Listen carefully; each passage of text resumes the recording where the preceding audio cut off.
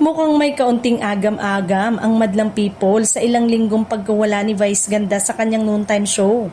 Agad itong naging usap-usapan sa social media, kung saan ilang netizen ang nag-intriga na baka may pinagdaraanan ng komedyante o di kaya'y may tampo sa network. Ayon sa mga solids ng programa, kapansin-pansin raw ang kakulangan ng saya kapag wala si Meme Vice. Laylay daw ang show at kulang ang kilig at tawanan na hatid ng kanilang paboritong host. Marami ang nagsasabing hindi kumpleto ang noontime experience kapag absent ang komedyante.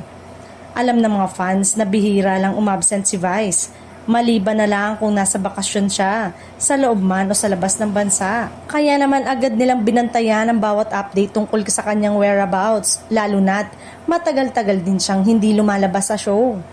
Kamakailan, spotted si Vice sa isang intimate birthday party ni Vicky Bello na nagdulot ng tanong sa mga fans kung bakit hindi pa siya bumabalik sa noontime show. Ang kanyang presensya sa masayang okasyon ay nagpalakas sa usap-usapan na lalo pang nagpatindi sa mga haka-haka ng publiko.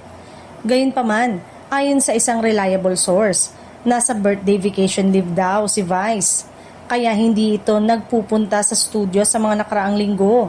Sinabi rin na wala namang issue sa network o sa programa. Simpleng pahinga lamang ang kailangan ng komedyante.